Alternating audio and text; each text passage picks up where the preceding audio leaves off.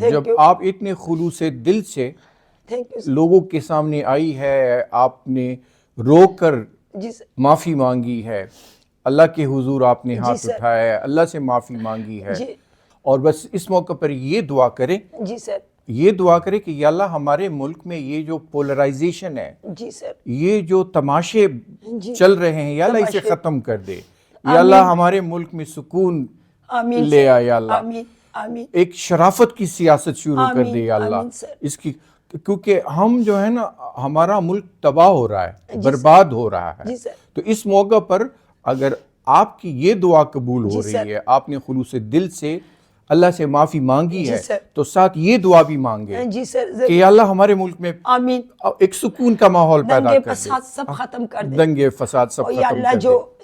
پرائے سیاستوں پر ہنستے ہیں اللہ ان کو ہدایت نصیب کر دے، اور یا اللہ اگر ہماری سے غلطی ہو گئی تو اللہ ہمیں بھی معاف کر دے، ان کو بھی ہدایت نصیب کر دے کہ کس سیاست کے